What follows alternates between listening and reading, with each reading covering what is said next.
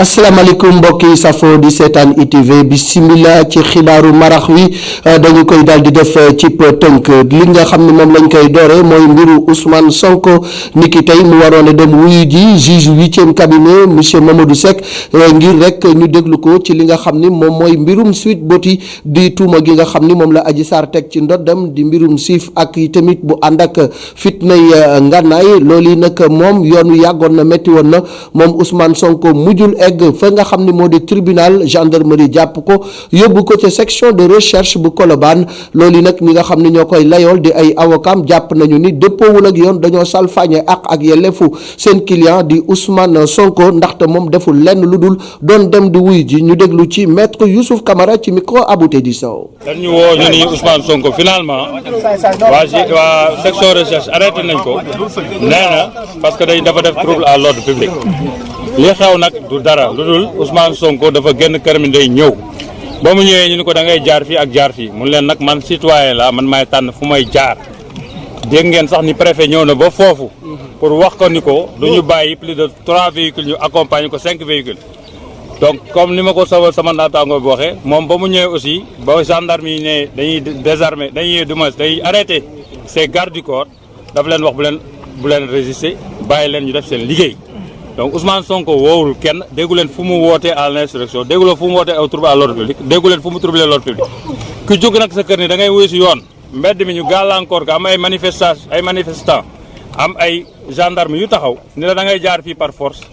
bu la neexee ngeen du mu fa jaar parce que loolu nga nañu doon poser question li tax ba nga xaale la yoon ni ka da jaar fii mu jaar fii déedéet ñun ñëpp ay citoyen nañu constitution bi moo ñu tënk moo wax ni ku nekk am nga droit ak yoon say yelleef ak sa kii constitution moo ko wax donc Ousmane Sonko am na droit jaar foofu état bi am na moyens suffisants fekkee dañu bëgg rek mu ñëw fépp mu bëgg a jaar li ñuy mobiliser ci gendarme bu mu bëgg jaar daal nga fi indi xam nga fekkee gëmoo yàlla da ngay ragal moom amul lu muy ragal donc bu ñu provoqué itam dañuy fi fekk rek ñu taxaw ñun tant que ñoo ngi si yoon wàcc ñu yoon bu ñu provoqué duñu wàcc yoon. li ñu leen mën a xamal daal mooy liñ ko jàppee nii amul rapport ak liñ ko convoqué woon xew na teg nañ ko si ndoddam ñi ngi dem wuy jamono ji ñuy wax nag Ousmane Sonko ma nga ca section de recherche bu gendarmerie bu Colobane ñu koy laaj waaye avocat maître Khoureychi Ba xamle na ni sexul yàb bi la ñu koy laaj tontu wu ca noo tudd sax nanguwu koo wax naka noonu yi tamit garde corps ya nga xam ni moom la ñu jàpp moom Ousmane Sonko moomee ñu def garde à vue lan moo ko ca mën a fekk loolu laaj la bu nga xam ni samp nañ ko ci kenu askan bi jëmale ko ci major Alioune Kandji mi fi nekkoon njiitul section de recherche xamle na ni bu fekkee ni liñ koy tuumaal lu am la dañ koy daal di yóbbu ca procureur jébbal ko mu xam nu muy def ak moom naka noonu yi tamit moom major Alioune Kandji xamle na ni mbiru Ousmane Sonko ak Adji Sarr dañu war a bàyyi ñu leeral ko ñu déglu ko ci micro El Hadj Malick Cissé ci kennu askan bi. non li koy xaar infraction moom infraction la li xaar ki ñu jàppee commissariat central moo ko ciy xaar si les faits sont avérés ñoom genre dañuy enquête defeere jox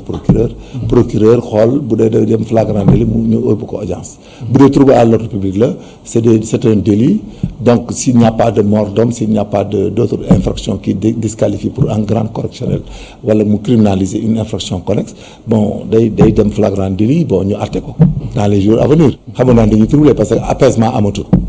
apaisement amul quoi parce que déjà defoon na résumé bi tout ak stratégie bi ñu war a utiliser pour événement yi donc ça a été respecté les xale yi génn nañ ñëpp génn nañ donc on continue maintenant ce qui est li ci mën a nekk léegi mooy lan ñu am raison garder ñu wax ñëpp ñu daal li nga xam ne woon mooy ndeyu mbili gi rek ñu yem ci mooy affaire Adji Sarr ñu régler affaire Adji Sarr ba mu féete boor léegi nag seen vie politique yi ñu continuer ko comme ni ñu ko bëggee moo gën a simple xam nga fi ni yëpp ñuy dugg ni day mujj indil ñu problème quoi parce que ñu bëri dañ ci gaañu ñu ciy dee ci ëllëg tant pis parce que aussi dañu nekk ci état de droit bu nit mënuñu jóg aussi du mën a changer jamais que doomu aadama yi jóg pour mën a bës loxo état mu bàyyi fonctionnement régalien bu institution yi. dañuy dellusiwaat ci li xewoon ci suba ci mbirum Ousmane Sonko xam ngeen ni niki tey ci 9h lañ ko convoqué woon ca fa nga xam ni moo di palais de justice cabinet 8e cabinet moom mu war a jàkkaarloo ak Mamadou Seck yoon wa metti lool yàgg lool bari fitna lool grenade yee tàkk jaxasoo am ñu ni ko coppet yóbbu ca section de recherche mu nekkoon bés bu nga xam ni bés bu tàng la Moussa Fall ak ki nga xam ne moo di Omar Kane ñoom ñoo ca toppoon tekki gi Cheikh Sall. ñu wóolu ko juróom-ñeenti waxtu ci suba ci tribunal bu Ndakaaru Ousmane Sonko génn këram juróom-ñetti waxtu bi mu tegalee juróom fukki simili ak juróom cité kër góor gi mu war a wuy ji attekatub juróom-ñetteelu cabinet Mamadou Seck ay militawam ndiiraan ko cité kër góor gi ba rond-point Mermoz convoi bi li mu taxaw bari na lool gendarme yi daat koy gaar Ousmane Sonko am yéene jël avenue Cheikh Anta Diop ngir wutali tribunal waaye takk der yi ñeddu ci dal gendarmerie nationale yoon wi ñu ko xalal moo di corniche ba waxtaan dox Ousmane Sonko ak ay ñoñam mujjee nangu ne dañu jaar ci corniche bi waaye nag takk der yi ne dañuy dem waaye mbooloo mi du leen topp lu soriwul dara corniche bi foofee jàppante am ci takk der yi lu ñu xamal Ousmane Sonko moo di ñeenti woto rek ñooy ànd ak moom loole nag mel ni ñàkk déggoo am na ci cortège bi daal di taxaw ci rond-point bi yàgg fi lool jamono jooje ci avenue Cheikh Anta Diop ndaw ñi bëri fa lool jàppante ya métti fa ak ñi nga xam ne ñoo di takk der yi di taal ak a yàq lu bari fii ci Estelle Mermoz convoi bu Ousmane Sonko mujjul mën a dem fenn ndax ñoom it ñu bañ ñeenti woto yi nga xam ne moom lañ leen àppal ay jàppante am GIGN mujj ñëw jël Ousmane Sonko yàpp ko ci auto gendarmerie dañ ko teg loxo ngir yëngal dalum penc mi waaye tamit bokk ci ay yëngu-yëngu yoo xam ne joxewuñ ci ndigal ñu yóbbu ko section de recherche bu Colobane mujjee tàng lool ay militangu Ousmane Sonko daat fay teel a ñëw ci lim bu takku janook takk der yi ay waxtu yu yàgg yu miti lool woole gi ñu ko wóolu woon ci suba gi 9h ci tribunal bu Ndakaaru ngir mbir yu ko Adji Sarr tuumaal ci wàllum sàkku Ousmane Sonko bi 14h jotee section de recherche la mujjee mel ni mbir yi dafa wëlbatiku leneen laxasu ci li nga xam ne moom lañ ko doon toppee muy mel ni mbir mi am na meneen mbir. ñu àddu jëmale ci woppi coronavirus ji ak ñàkk yi président de la république son excellence Macky Sall niki tey ji nag jot na dose bi nga xamante ni nii mi ngi toll ci ñetti junni ak ñeent fukk ak ñeenti dose yu nga xam ne initiative COVAX la moom président de la république nee na nag loolu don la maanaam dañ ko may Sénégal mu nekk nag jàppalante bu nga xamante ni nii daal réew yi ñoo koy jàppalante mu jëm ci wàllu Sénégal loolu yi nag dina tax ba ñu gën a dooleel lii di ñàkk askan bi nee na nag li nga xam ni moom la ñu bëgg mooy téeméer boo jël ñaar fukk ya ñàkku ci askan bi leneen li nga xam ne nag moom la ñu bëgg yi tamit mooy bépp sénégalais bu ko xamante ni ni soxla na ko ñu daal di koy ñàkk loolu daal mooy li nga xam ni moom le président de la république xamle ginnaaw bi mu réceptionné doowu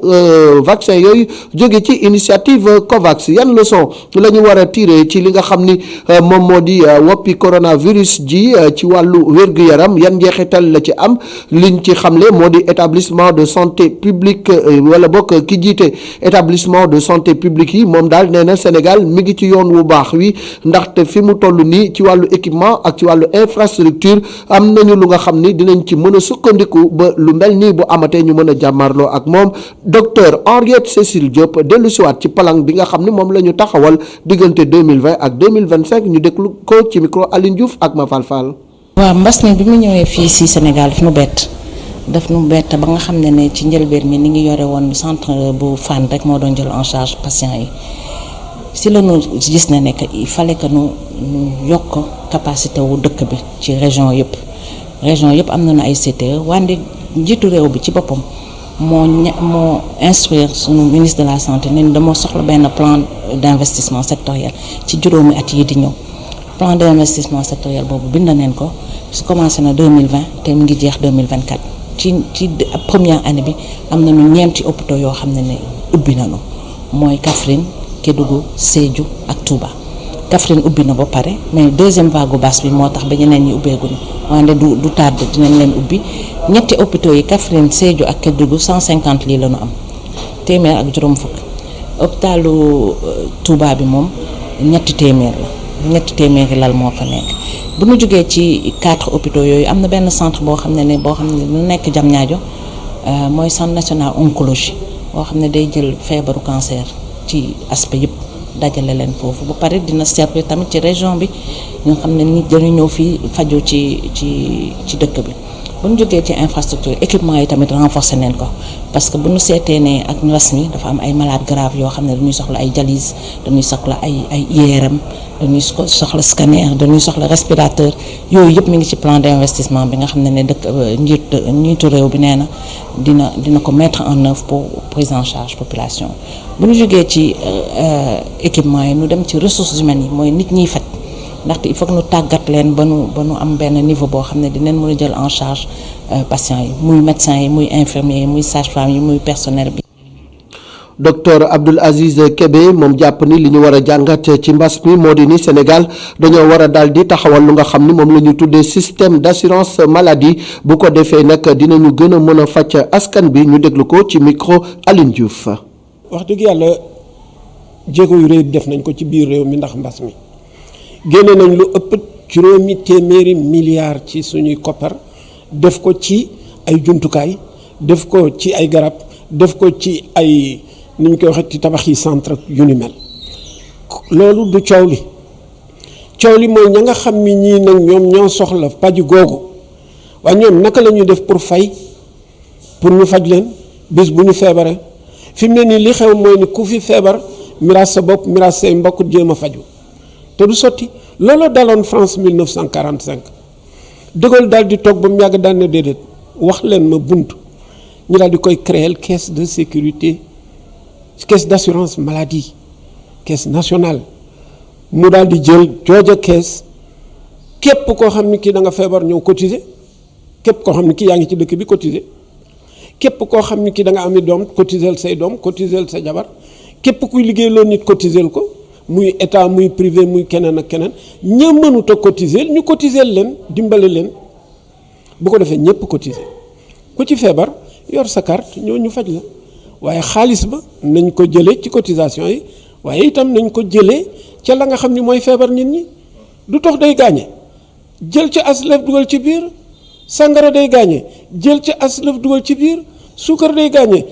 jëlal lu saf suukar lépp nga jël ci comp ci ab dërëm dugal ca biir boo ko defee ci xorom def ko ci lu demee ni diw kon defe naa ni léegi xaalis ba mat bu xaalis ba mate sénégalais bu nekk war a mën a yore carte d'assurance maladie saa yu dem di faju ji yóbbu kartam ñu daal di àddu jëmale ci tolluwaayu woppi coronavirus ji ci bésub tey bi juróom-ñetti nit ñàkk nañu ci seen bakkan limub ñi nga xam ne ñoo ci ñàkk seen bakkan ba mbas mi duggee ci réew mi ak léegi toll ci juróom-ñetti téeméer ak juróom-ñeent fukk ak juróom-benn tey ji nag am nañu ñaari téeméer ak juróomi cas yu bees yu nga xamante ne ni ràññee nañ leen ci cas yooyu am na ci téeméer ak fanweer ak juróom yu nga xam ne ay cas communautaire lañu ñaari téeméer ak fukk ak juróom-ñett wér nañu ba ñibbi seeni kër ñeenti junni ak juróomi téeméer ak ñaar fukki nit ñoom ñoo nekk ci lali hôpital yi ñuy ñaax askan wi ngir ñu gën a saafonte ak li nga xam ne moom la leen kër docteur di digal muy raxasu yor gel yi wala pompe yi naka noonu yi tamit di takk masque yi di moytu ndaje yi di ñaanal ñëpp jàmm di daal di yamale fii jotaayu xibaar yi ndax xam ngeen ni tey ji actualité bi mooy mbiru Ousmane Sonko ak lépp la ca xew te suñu télé bi da koy topp ba nga xam ni dara du leen ci ump jàngeen jëf ñuy jaajëfal Moustapha Gabar Diop Ndiaga Seck ak Modou Diouf doomu xiinin ñoom ñi jàpp ci liggéey bi ba mu yemb jàngeen jëf